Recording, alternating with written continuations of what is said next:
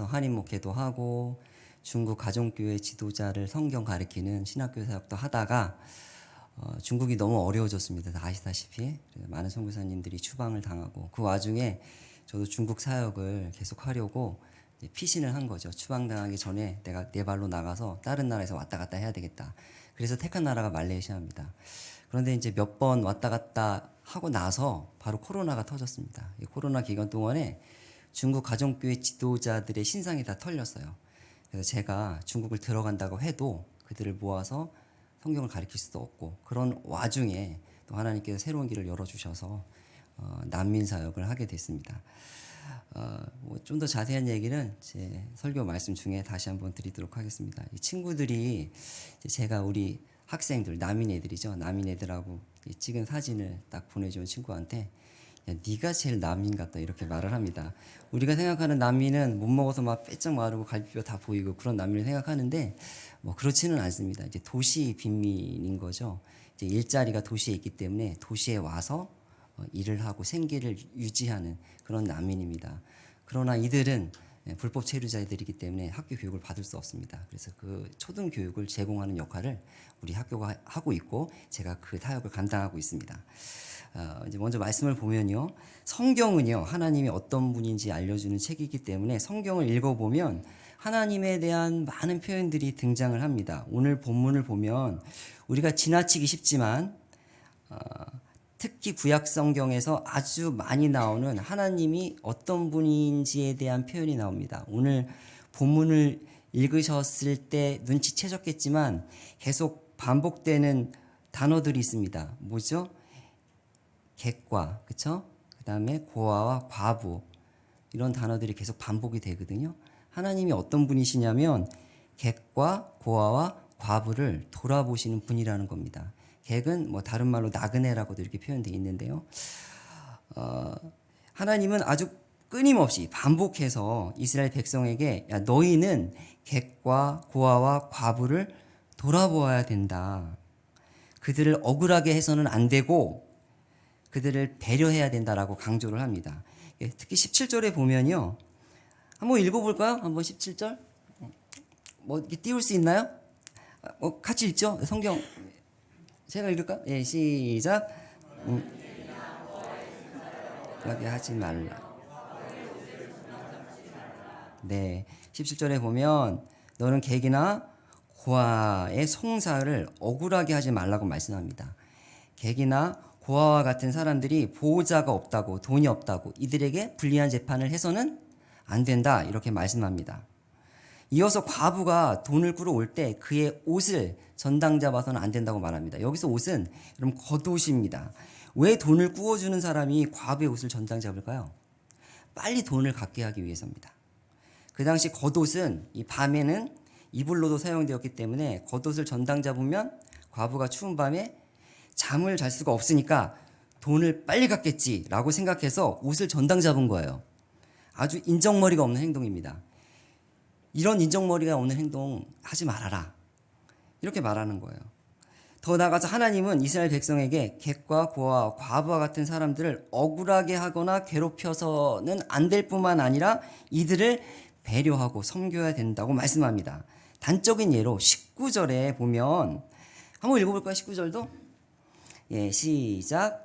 내가 밭에서 곡식을 벨 때 그 한 잊어버렸거든. 다시 가서 나그네와 고아와 과부를 위하여 남겨두라. 그리하면 내 하나님 여호와께서 내 손으로 하는 모든 일에 복을 내리시리라. 밭에서 추수하다가 한 뭇, 이 뭇은 볕단을 세는 단위거든요. 그냥 벼 한 묶음을 깜빡 잊고 안 가지고 온 겁니다. 그러면 다시 가지러 가지 말라고 말합니다. 왜요? 이유는요. 그건 객과 고아와 과부를 위한 것이다 라고 말씀합니다. 그들이 눈치 보지 않고 곡식을 가져가서 먹을 수 있도록 내어버려 두라는 것입니다. 그래서 남겨두라는 거예요. 20절과 21절에도 올리브 나무나 포도나무 열매가 익어서 딸 때 싹쓸이 하지 말고 어떻게 하라고요? 남겨두라고 말씀합니다. 올리브나 포도는요, 이게 있으면 좋고 뭐 없어서는 안 되는 그런 열매들이 아니에요. 꼭 있어야 되는 겁니다. 꼭 있어야 되는 작물이에요. 올리브는 그냥 음식으로 먹기도 하지만 음식을 만들 때 기름으로도 사용하고 다쳤을 때 약으로도 사용하고 머리에 바르기도 하고 꼭 있어야 되는 작물입니다. 포도는 어떻습니까? 포도 말려서 양식으로 먹기도 하고 짜서 포도주를 담그기도 하고 여기서 포도주는 이게 술이 아니에요. 음료수예요. 음료수. 꼭 있어야 되는 거죠. 식초를 만들어서 요리에 넣기도 하고 정말 없어서는 안 될 작물입니다. 진짜 이 올리브와 포도는요 한 톨도 남기기 아까운 그런 작물입니다. 그런데 이 귀한 작물을 남겨두라고 말씀합니다. 누굴 위해서요? 객과 고아와 과부를 위해서요. 그러면서 너희들이 이 말씀에 순종하면 하나님이 내 손으로 하는 모든 일에 내가 복을 내릴 거야 라고 약속을 해주십니다. 그리고 이런 행동은 해도 되고 안 해도 되는 것이 아니라 명령이다 라고 말씀을 합니다. 여러분 이 구절들은 무엇을 의미할까요? 여러분 내 수입 중에 객과 고아와 과부의 몫이 있다는 거예요. 그래서 내 힘으로 내가 돈 벌어서 다 쓰는데 어때? 이렇게 말할 수 있나요? 이렇게 말할 수 없다는 거예요. 내가 농사 지어서 내가 싹쓸이 해가는데 뭐 어때? 이렇게 말할 수 없다는 거예요. 내가 올리브나무, 포도나무 키워서 내가 다 가져가는데 뭐 어때? 이렇게 말할 수 없다고 본문은 이야기하고 있습니다. 내가 번 수입 중에 누구의 몫이 있다는 것입니까? 객과 고아와 과부의 몫이 있다는 거예요. 그래서 내 수입 중에 그들의 몫을 떼어 놓아야 한다는 것이죠. 이게 현대 우리가 적용해야 될 적용의 말씀입니다. 이렇게 객과 고아와 과부에 대한 하나님의 지극한 관심 때문에 성경을 연구한 분들이 하나님을 어떻게 표현하냐면 객과 고아와 과부의 하나님이라고 표현을 합니다. 여기 말고도 굉장히 많은 구약 본문에 객과 고아와 과부를 돌아보라는 말씀이 나옵니다. 좀 이상하죠? 하나님은 우리 모두의 하나님 아닙니까? 그런데 왜 꼭 집어서 객과 고아와 과부의 하나님이라고 표현했을까요? 이 말의 뜻은 무엇일까요? 그럼 객과 고아와 과부의 공통점은 뭡니까? 뭐가 없다는 거예요? 보호자가 없다는 거예요. 보호자가. 여러분 객은 여기 나그네라고도 표현되어 있는데 좀 더 정확한 번역이 이게 표준세 번역이 좀 정확한 번역인 것 같아요. 거기는 이 객을 외국 사람이라고 표현해놨어요. 이 객은 이스라엘 민족 중에 들어와 있는 이방 사람, 외국 사람을 의미합니다. 지금으로 말하면 누구죠? 외국인 지도자들, 외국인 노동자들, 난민들을 말하는 거죠. 왜 이 객들이 이스라엘에 와서 살까요? 자신의 나라가 자신들을 보호해주지 못하기 때문입니다. 나라라는 보호자가 없는 거예요. 난민들은요, 객들은요. 자신의 나라에서 보호받지 못해서 다른 나라로 이스라엘로 도망온 사람들입니다. 고아는요, 누가 없는 거죠? 부모라는 보호자가 없는 것이죠. 과부는요, 남편이라는 보호자가 없는 것입니다. 그래서 이 세 부류는 누군가의 위협을 당해도 보호해줄 사람이 없는, 억울한 일을 당해도 호소할 것이 없는, 그래서 당연히 물질도 없겠죠. 경제적인 어려움도 당하겠죠. 경제적인 능력도 없는 그런 사람들입니다. 그래서 하나님께서 야, 너네들이 보호자가 없으니까 내가 직접 너희를 보호해 줄게, 이렇게 말씀하시는 거예요. 이렇게 객과 고아와 과부의 하나님이라는 표현은 하나님이 이들의 누구시다? 보호자시다라는 표현이에요. 이렇게 하나님이 이들의 보호자가 되어주시기 때문에 우리가 객과 고아와 과부와 같은 사회적 약자들을 힘이 없다고, 돈이 없다고 괴롭히고 무시하고 억울하게 하면 어떻게 될까요? 보호자이신 하나님이 가만히 있지 않으실 거예요. 왜요? 보호자니까 당연히 그러시겠죠. 내 자녀를 누가 때리는데 보호자인 부모가 가만히 있겠어요? 그것과 마찬가지입니다. 그래서 우리들은 객과 고아와 과부와 같은 사회적 약자들을 대할 때 정말 특히 아주 조심하셔야 됩니다. 차라리 강자들한테 막대하는 게 나아요. 다 겸손하게 대해야 되죠. 하지만 양자택일을 한다. 그럼 차라리 강자에게 막대하고 약자를 귀히 여기는 게 낫습니다. 하나님이 특별히 보호하시는 사람들이기 때문입니다. 그래서 이런 분들을 잘못 건드리면 누구한테 혼나요? 하나님께 혼납니다. 반대로 이런 분들을 귀하게 여기고 도와주고 잘 대해주면 역시 반대의 의미로 하나님께서 가만히 있지 않으실 것입니다. 하나님이 그들이 보호자니까요. 어떻게 해주실까요? 칭찬해 주시고 상 주실 것입니다. 오늘 복 내리시겠다고 말씀하시잖아요. 제가 중국 선교 사역을 하다가 어떻게 하다 보니까 이제 난민 학교를 하고 있는데요.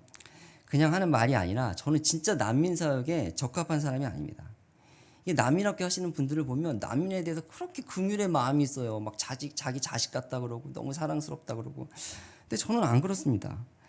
학교에서 애들이 말을 안 들으면 수업 시간에 멍 때리고 있으면 그렇게 애들이 꼴보기 싫을 수가 없어요. 지금도 이게 지금도 그렇게 힘듭니다. 저한테. 그리고 학교를 하려면 제가 파키스탄 애들을 주로 대상으로 하는데 제가 파키스탄 말을 배워서 하는 것보다 그래도 영어를 배워서 하는 게 빠르지 않겠습니까? 근데 영어를 못해요. 저는 뭐 이 정도밖에 못합니다. 그때 지금은 좀 낮았어요. 계속 공부해가지고. 근데 말레이시아에 온 지 제가 얼마 안 돼서 이제 중국 사역을 좀 더 해보려고 말레이시아 온 거잖아요. 말레이시아에 온 지 얼마 안 돼서 난민 학교를 가장 크게 하시는 잘 운영하시는 분을 만나게 됐어요. 저는 이분을 누가 소개시켜줘서 그냥 별 생각 없이 만났어요. 그리고 난민 학교에 대해서 이것저것 물어봤습니다. 왜 그랬냐면 이 궁금해서 물어본 게 아니라 이분이 난민 학교를 잘하시는 분이니까 그냥 예의상 물어본 거예요. 대화를 이어가려고. 그런데 이분은 제가 자꾸 이제 난민 학교에 대해서 물어보니까 난민 학교를 내가 세우려고 조언을 구하러 온 줄 아시는 거예요. 그러면서 가만히 듣고 있더니 저에게 이렇게 말씀하셨어요. 대뜸 선교사님 영어 할 줄 아세요? 이러는 거예요. 근데 뭐 창피하지만 못하는 거 어떻게 해요? 못합니다. 그러니까 아주 그냥 단호하게 이렇게 말씀하시더라고요. 영어 못하면 난민 학교 못해요. 이렇게 딱 말씀하시더라고요. 저는 좀 어이가 없긴 했지만 그때는 내가 난민 학교 한다는 말도 안 했는데 좀 어이가 없죠? 아무튼 저는 난민 학교를 할 생각이 1도 없었기 때문에 난민 학교 하려면 영어가 필수구나 이런 생각을 하고 그냥 지나갔어요. 근데 이제 시간이 좀 지나서 또 다른 난민 학교를 운영하시는 분이 내가 도와줄 테니까 난민 학교 해보는 게 어떠냐 또 이러시는 거예요. 막 저를 설득하는 겁니다. 이 난민 수에 비해서 난민 학교는 너무 모자라다는 거예요. 근데 저는 난민 학교는 제가 할 사역이 아니라고 생각했거든요. 앞에서 말씀드렸던 것처럼 긍휼의 마음도 없고 그들에 대한 영어도 못하고 학교를 운영해본 경험도 없고 학교를 세우고 학교를 유지하려면 진짜 많은 재정이 필요하거든요. 그 재정을 모을 주변도 없고 내 사역이 아니다라고 생각을 했는데 오늘 본문 말씀이 걸렸어요. 이거 제가 좋아하는 말씀이거든요. 하나님이 누구의 하나님이시다? 객의 하나님이시다. 이 객은 난민이거든요, 사실. 이 나라에 살고 있는 외국인들이거든요. 그러면 이 말씀을 딱 스쳐 지나가면서 이게 두 가지 마음이 딱 저에게 생겼어요. 한 가지 생각은 이거 안 하면 하나님한테 혼나겠구나 이런 생각이 딱 스쳤어요. 기회를 줬는데 안 하면. 그리고 잘하면 하나님께 점수 좀 따겠는 걸 이런 생각이 스쳤어요. 그때 마침 이제 중국 사역도 사항상 하기 힘들어져서 두려움 반 기대 반으로 해서 자격은 안 되지만 한번 해보자라는 결심을 했습니다. 그런데 이제 좀 막막한 게 이 학교를 세우는 게 이게 쉬운 일이 아닙니다. 이게 학교를 세우려면 설립 비용이 적어도 2천만 원이에요. 제가 물어봤어요. 얼마 정도 드냐? 적어도 최소한 2천만 원이 든대요. 또 학교를 유지하기 위해서 후원자를 모집해야 되는데 이 난민 학교는 한마디로 퍼주는 사역이거든요. 교육 사역이기도 하지만 빈민구제 사역이기도 해요. 어려우면 어떻게 해요? 학교 다니는 아이들이 도와줘야 되는 거거든요. 그래서 아무튼 내 머리로는 계산이 안 나오지만 이게 시간이 얼마나 걸릴지 몰라. 이 난민 학교 세우는데 이걸 다 모아야 되거든요. 아무튼 뭐 이렇게 계산이 안 나오지만 그냥 순종하는 마음으로 하기로 결심을 했어요. 결심한 순간부터 얼마 안 돼서 학교가 세워졌어요. 참 놀랍지 않아요? 어떻게 세워졌냐면 교인이 30명도 안 되는 교회에서 제가 난민 학교를 세울 거라는 소문을 듣고 우리가 학교를 세우는데 설립 비용을 대면 안 되겠냐고 그렇게 부탁을 하는 겁니다. 제가 수소문하지 않았어요? 소문 듣고 와서 저에게 부탁을 했어요. 그 교회가 개척한 지 10년 됐는데 개척할 때 개척 10주년이 되면 학교를 세우자라는 목표를 가지고 10년 동안 헌금을 한 거예요. 교인들이 그 조그만 교회에서 개척교회에서. 근데 하나님이 우리 학교가 그 학교라는 마음을 주셨대요. 뭐 하나님이 주셨다는데 뭐 제가 어쩌겠어요. 그래서 제가 아주 전 그러시다면 설립 비용을 대세요라고 이렇게 배짱을 부리면서 말했던 것 같아요. 근데 얼마면 되겠냐는 거예요. 무슨 백지수표를 주듯이 이렇게 때. 그래서 2천만 원 다 못 줄 줄 알았어요. 그래서 한 1, 200 주겠지라고 생각했는데 2천만 원을 주겠대요. 그러면서 모자라면 더 되겠다는 거예요. 그래서 학교가 순식간에 세워졌어요. 빨리 리모델링하고. 그때는 코로나도 바로 끝나가지고 업자들이 팽팽 놀고 있을 때라서 진짜 빨리 리모델링을 했어요. 막 그냥 벌떼처럼 몰려들었어요. 리모델링 한다고 이렇게 말을 하니까. 제가 이걸 보면서 뭘 깨달았냐면 하나님이 정말 급하시구나. 나같이 자격 없는 사람을 세워서 학교로 세우실 만큼 그렇게 급하시구나. 그리고 하나님이 이들을 정말 사랑하시는구나. 그래서 이들의 필요를 채우기를 원하시는구나. 하나님은 성경에서 말씀하신 것처럼 이들의 보호자로서의 역할을 지금도 성실하게 감당하고 계시는구나 라는 생각을 하게 됐습니다. 이런 난민, 이 객들의 가장 큰 문제 중에 하나가 먹고 사는 문제도 있지만 자녀 교육입니다. 말레이시아는 이 난민들을 수용하는 나라가 아닙니다. 그래서 난민들은 오면 죄다 불법 체류자가 됩니다. 다만 이들을 쫓아내지 않는 것은 말레이시아가 값싼 노동력이 필요하기 때문입니다. 말레이시아 사람들 일을 안 해요. 그래서 난민들의 자녀들은 여러분 말레이시아 학교에 갈 수가 없습니다. 정규 교육을 받을 수 없는 거예요. 그래서 집에서 아무것도 안 하고 방치되는 아이들이 대부분입니다. 그리고 조금 크면 막 중학교 나이에 일을 나갑니다. 그리고 일을 나가서 일을 하다 걸리면 또 추방을 당합니다. 이들에게 오늘 본문에 한 묶음의 이 볕단이나 이 보리단이나 감람나무 열매나 포도나무 열매는 경제적인 도움이기도 하지만 자녀들에게 교육의 기회를 주는 것입니다. 그래서 저같이 자격이 없는 사람들이 하는 학교도 오는 거예요. 학교가 없어요. 한번 영상을 한번 보겠습니다. 제가 급하게 만들어 갖고 아주 엉망입니다. 근데 뭐 한번 보세요.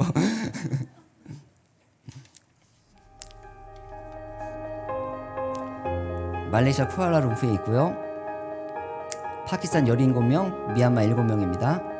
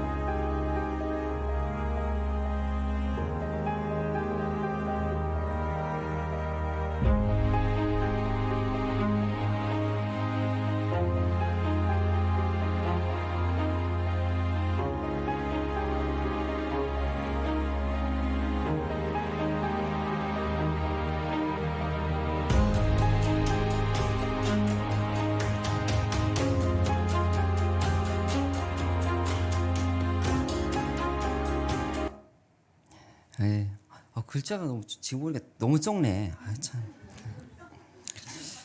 아무튼 하나님은요, 보호자가 없어서 억울한 일을 당하는 사람들을 우리 손으로 직접 도우라고 말씀을 합니다. 하나님이 그들의 보호자가 되시는 방법은요, 누구를 통해서요? 그냥 우리를 통해서 그런 거예요. 그렇게 하시는 거예요.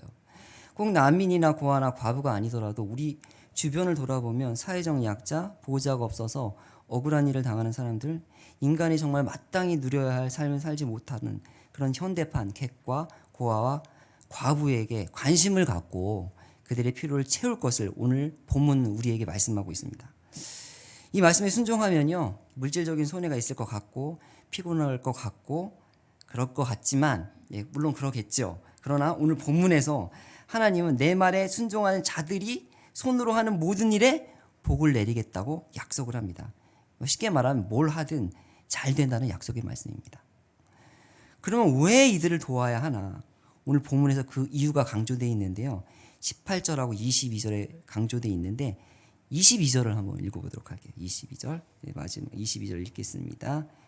시작. 너는 애굽 땅에서 종되었던 것을 기억하라. 그러므로 내가 내게 이 일을 행하나 용함이구나. 하나님이 이렇게 말씀하시는 거예요. 애굽 땅에서, 이집트에서 너희도 종이었잖아. 거기서 너희는 너희도 나라가 없는 난민이었잖아. 보호자도 없는 고아와 과부와 같은 처지였잖아. 그런데 내가 너희를 사랑해서 내 하나님이 되고 보호자가 되어주고 나라도 만들어줬잖아. 그것을 기억해야지라고 말하는 겁니다. 너희도 예전에 너희와 같은 처지에 있는 객과 고아와 과부를 그래서 도와야지. 내가 너희들에게 베푼 은혜를 안다면 당연히 그렇게 해야지 라고 말씀하고 있는 것입니다. 그래서 만약에 우리가 객과 고아와 과부와 같은 사회적 약자를 돌보지 않으면 하나님은 우리에게 이렇게 말씀하실 것 같습니다. 야, 너는 내가 너를 구원해주고 보호자가 되어준 은혜를 다 잊었구나. 나 많이 서운하다? 이렇게 말씀하실 것 같아요. 여러분, 이스라엘 민족만 이런 은혜를 받은 건가요? 여러분, 우리 민족을 한번 생각해 보세요. 우리나라 역사를 5,000년으로 잡는다면 여러분, 우리나라는요 5,000년 동안 무당과 귀신을 의지하며 살았습니다. 샤머니즘이잖아요. 우리 민족은 정말 샤머니즘에 쩔어있는 민족입니다. 귀신의 종이 되어서 5,000년 동안 살아왔습니다. 그리고 한 2,000년 동안은 불교를 의지하며 살았죠. 사실 불교는요 아주 냉정한 종교입니다. 자기가 한 만큼, 자기가 쌓은 업보만큼 대가를 받는, 용서가 없는, 철저하게 내가 내 자신을 책임져야 하는, 내가 내 삶의 보호자가 되어야 되는 그런 종교입니다.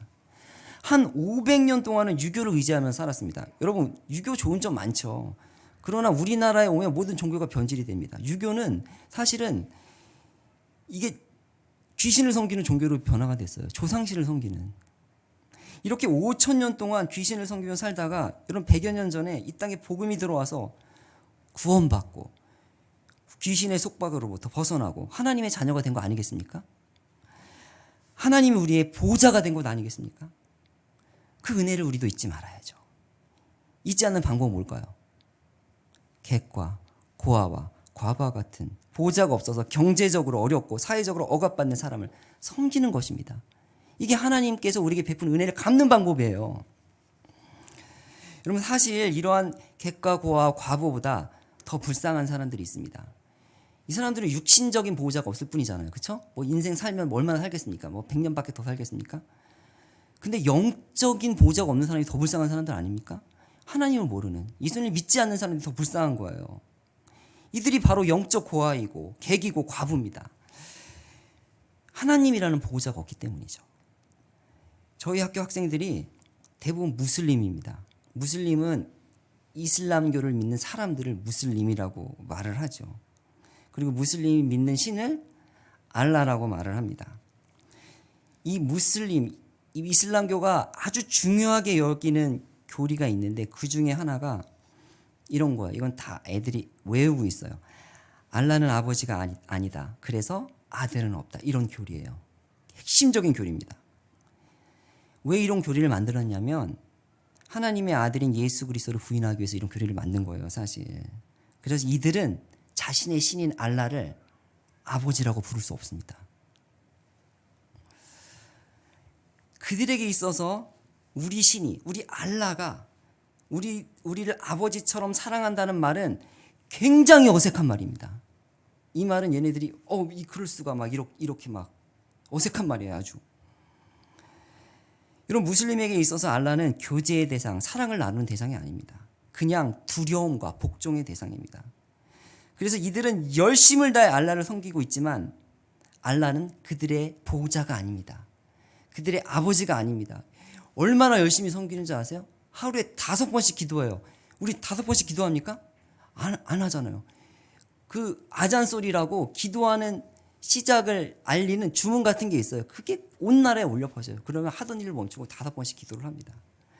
그렇게 열심히 그들의 신을 섬기지만 그들의 신은 정작으로 그들의 보호자가 아닙니다. 그들의 신을 아버지라고 부를 수 없습니다. 아주 냉정한 종교입니다. 아주 냉정한 종교예요.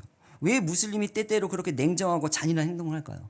그들이 섬기는 신이 아주 냉정한 신이기 때문입니다. 무슬림은 아버지가 없는 영적인 고아입니다. 그래서 우리 학교에 있는 파키스탄 아이들이 저는 더 불쌍한 거예요.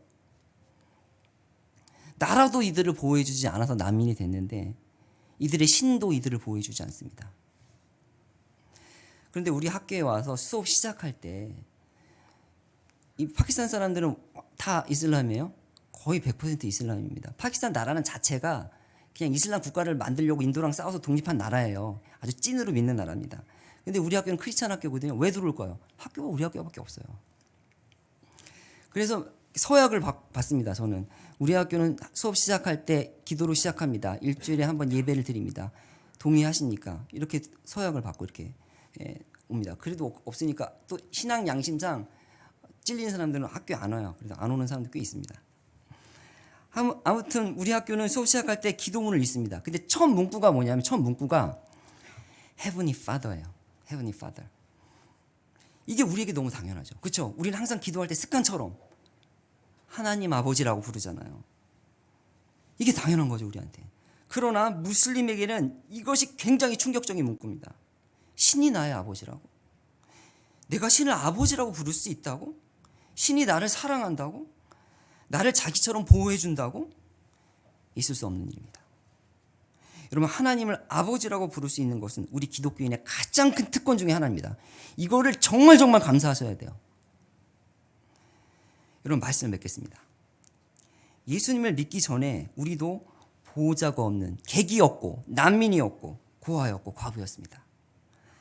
그런데 우리를 하나님이 불쌍히 여겨주셔서 누군가를 통해서 복음을 듣게 하시고 예수님을 믿게 하시고 그 결과 하나님을 아버지라 부를 수 있는 특권을 주셨습니다. 하나님이 우리의 보호자, 아버지가 되셨습니다. 하나님의 이러한 은혜를 기억하며 감사하는 방법은요, 우리 역시 고아와 과부와 난민, 객과 같은 사회적 약자에게 우리의 것을 기꺼이 나누는 삶입니다. 또한 예수님을 몰라서 영적인 객과 고아와 과부로 살아가는 이웃에게 복음을 전해서 하나님을 아버지라고 부를 수 있도록 하는 것입니다. 하나님을 그들의 보호자로 만들어주는 것입니다. 우리 이런 모든 일에 힘써서 하나님이 약속하신 것처럼 우리가 손으로 하는 모든 일에 복을 받고 그 복을 누리는 저와 여러분이 되기를 주님의 이름으로 축원합니다. 아멘. 예, 기도하겠습니다.